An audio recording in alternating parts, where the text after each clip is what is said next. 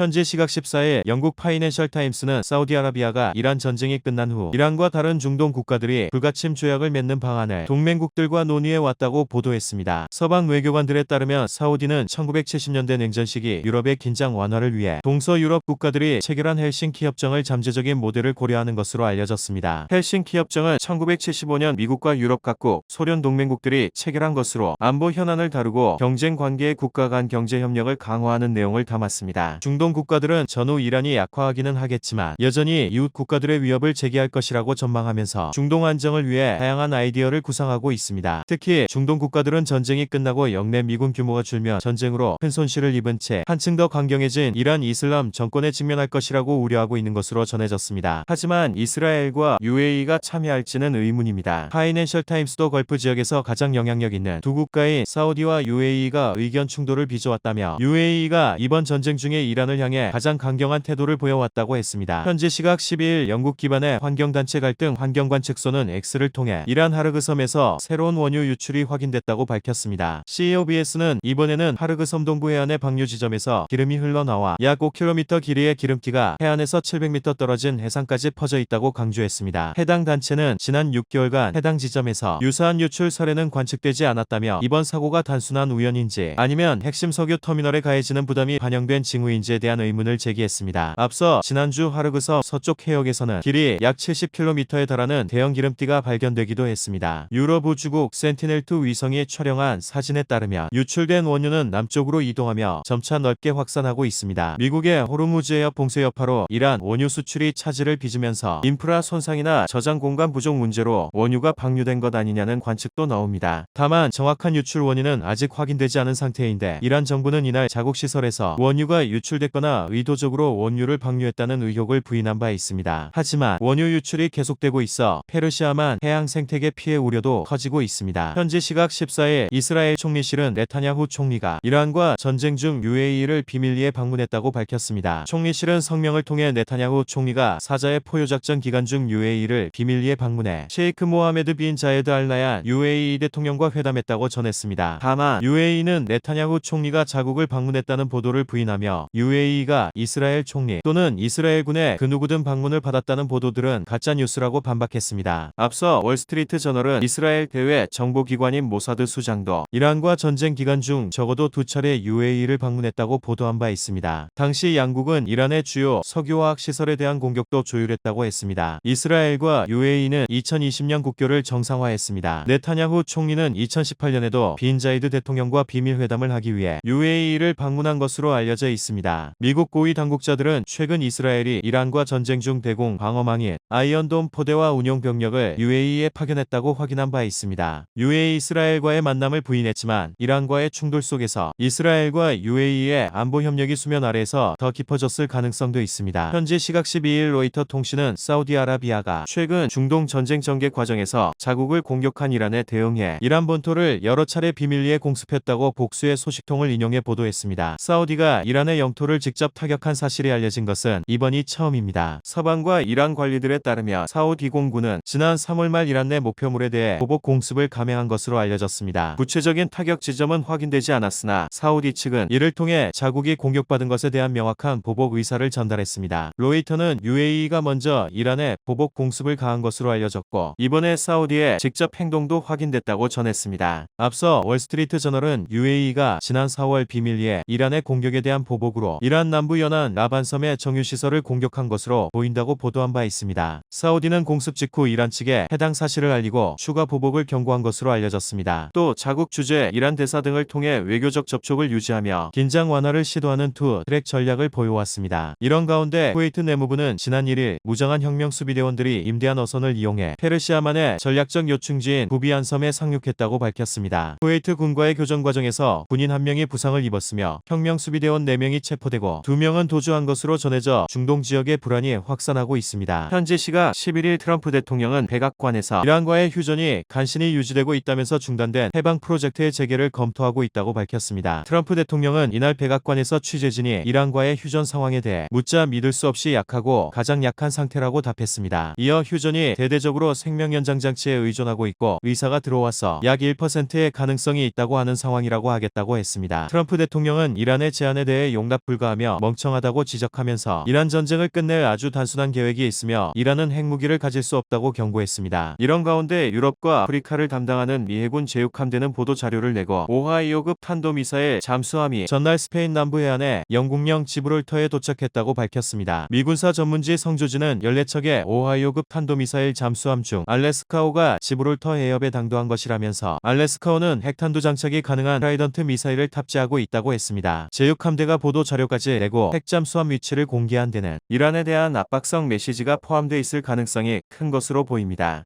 핵잠수함은 수중에서 은밀하게 고속 기동하다 기습 타격을 가할 수 있어 미국의 강력한 전략 자산으로 꼽힙니다. 현지 시각 10일 트럼프 대통령은 트루스 소셜에 방금 이란의 대표들로부터 온 답변을 읽었다며 나는 이게 마음에 들지 않는다면서 완전히 용납할 수 없다고 밝혔습니다. 트럼프 대통령은 지난 8일 백악관에서 취재진과 만난 자리에서 나는 아마도 오늘 밤 서한을 받을 것이라고 말했지만 이란 국영 IRNA 통신은 이란이 중재국인 파키스탄을 통해 미국에 답변을 건넸다고 보도한 바 있습니다. 트럼프 대통령은 이란의 답변에 대한 반응을 올리기 2시간여 전에 올린 트루스 소셜 게시글에서는 이란은 47년 동안 미국과 세계의 나머지 국가들을 가지고 놀아왔다.